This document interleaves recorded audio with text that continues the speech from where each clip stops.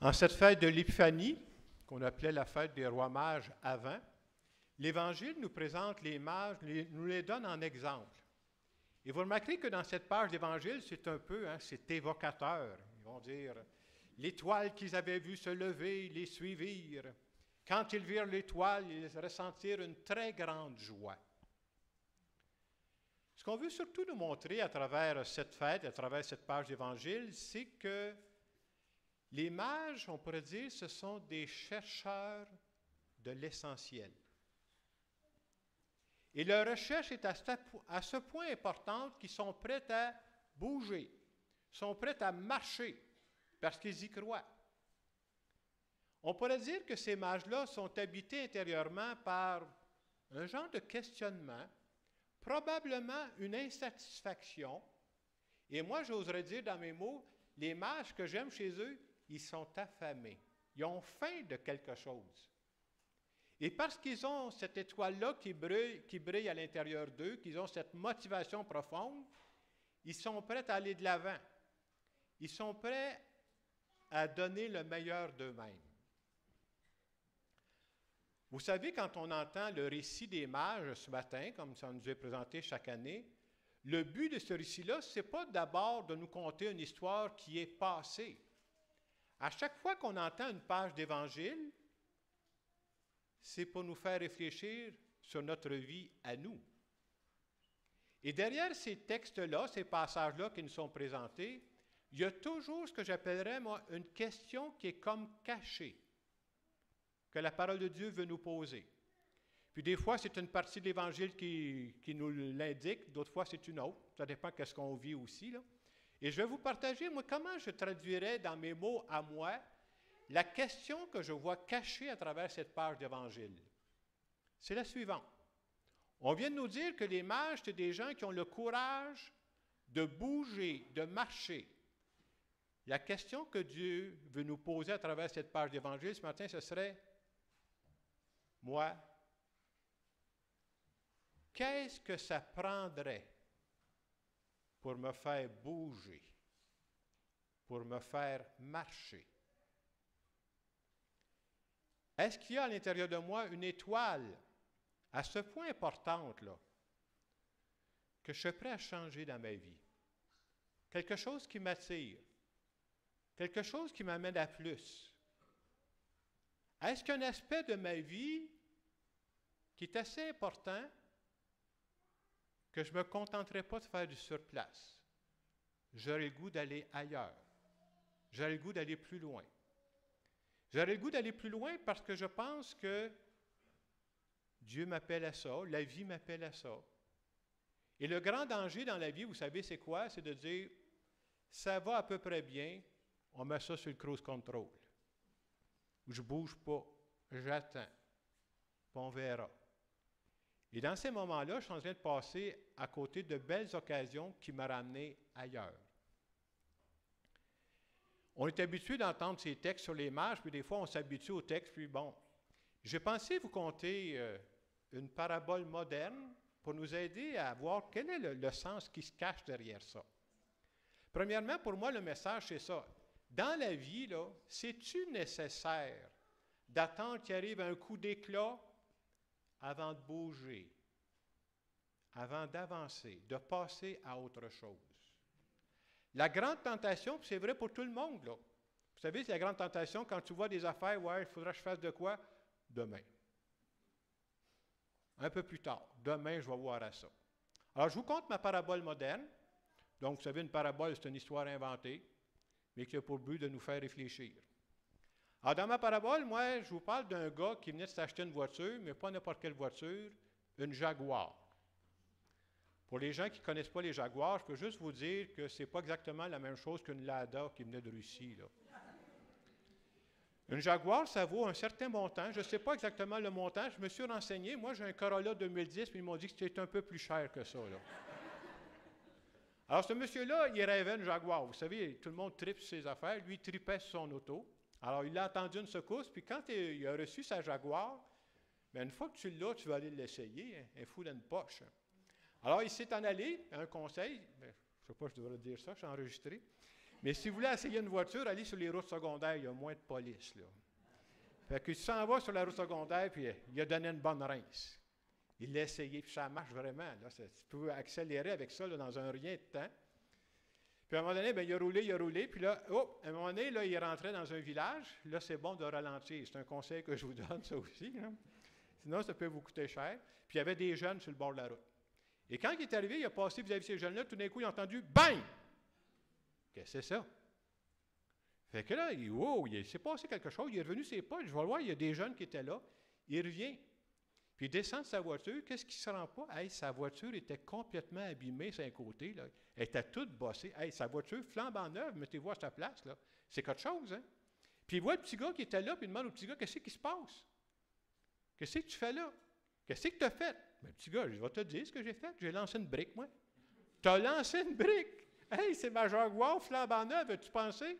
Pourquoi tu as fait ça? Et le petit gars, je vais te dire pourquoi j'ai fait ça. Il dit, moi, ça fait 2 heures que je suis ici, voilà. Je suis sorti avec mon frère, puis mon petit frère à moi, il est handicapé, puis il est dans une chaise roulante. Et quand je suis arrivé ici, la chaise roulante s'est renversée, puis moi, je ne suis pas capable de remonter à la chaise roulante. Je suis pris ici. Ça fait 2 heures au moins que je suis ici, là. Vous savez ce que j'ai fait? Ça fait 2 heures, moi, que je suis sur le bord du chemin, puis je fais signe à tout le monde. Il n'y a pas personne qui est arrêté.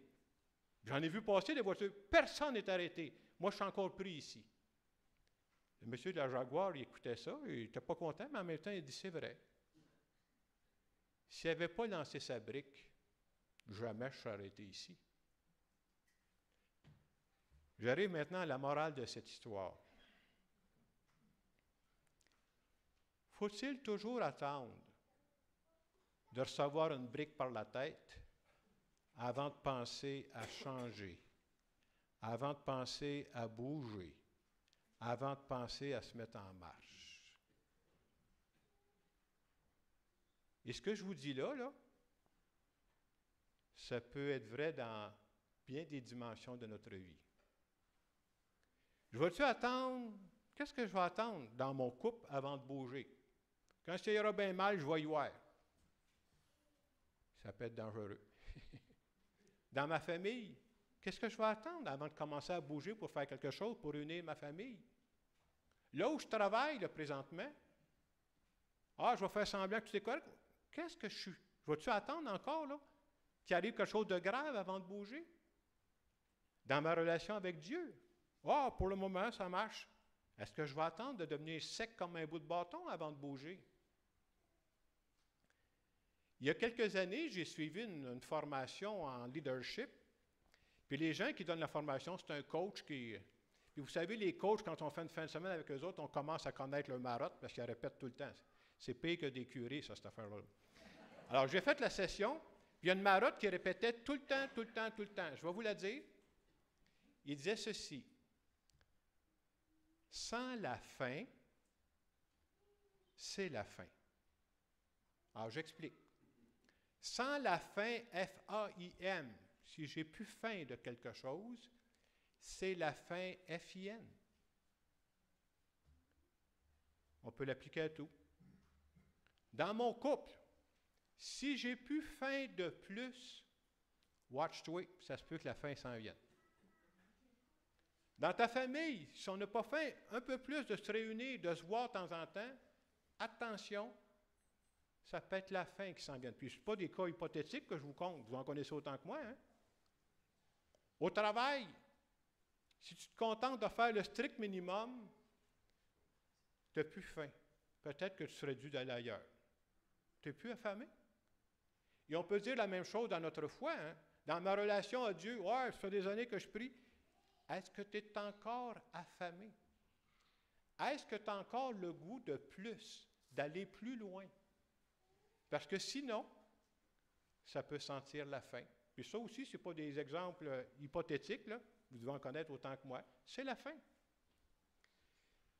Alors les mages, ce sont des gens qui nous invitent à bouger, à marcher. Et en parlant au plan spirituel, mais je me dis, c'est important de se dire ça aussi, là. On ne peut pas se contenter de marcher sur l'air d'aller. Et je voulais vous rappeler ce matin qu'à la fin janvier, le 31 janvier, Dans l'Église En Marche, ici, on va proposer une nouvelle démarche qui s'appelle le parcours spirituel Alpha. À qui ça s'adresse, le parcours Alpha? Bien, ça s'adresse à des gens qui ont faim. Des gens qui ont faim d'aller un peu plus loin dans leur relation avec Dieu.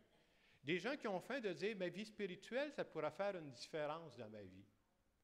Moi, je peux vous dire sincèrement que ça fait des années que je prie. Je ne vais pas commencer ça hier matin, ça fait déjà quelques années que je prie, puis je vais le faire, le parcours Alpha. Pourquoi je vais faire le parcours Alpha? Parce que je pense que si je prends du temps pour croiser des chercheurs et des chercheuses de Dieu, moi, je vais grandir. Et ça, pour moi, c'est important. Même ces derniers temps, je vous avais parlé il y a quelques semaines, je pense, du carton rouge. On disait, si vous connaissez une personne à qui ça pourrait, là, je l'ai invité un, moi, là.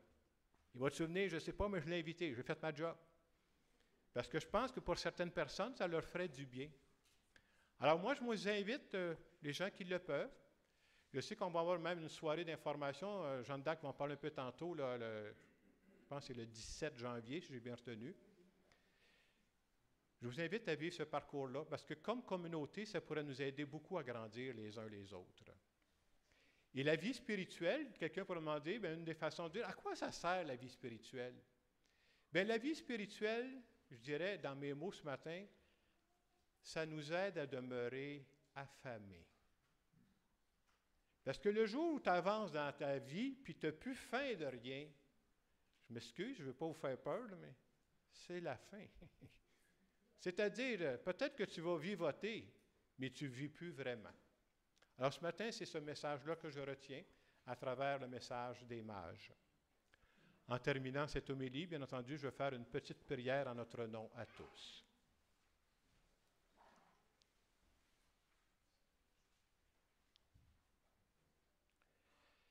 Seigneur Jésus, tu me connais. Tu sais que ça m'en prend pas mal avant de me faire bouger, avant de me mettre en marche. Ce matin, je veux te dire que je ne veux pas me contenter de faire n'importe quoi de la suite de ma vie. J'ai vraiment le souci, j'aimerais ça dans les années à venir, de donner de plus en plus un meilleur humain, un meilleur chrétien. Puis pour ça, bien, j'ai besoin d'être en contact avec les autres et j'ai besoin d'être en contact avec toi, Seigneur. Je veux te dire merci de m'accompagner. Amen. Pendant les quelques secondes de silence, je vous laisse sur la question qui peut être appliquée à plein d'aspects. Je ne connais pas tous les aspects de votre vie, là, mais le message que je retiens en fin de semaine, pour moi, pour vous, qu'est-ce que ça prendrait présentement dans ma vie pour me faire bouger, pour me mettre en marche?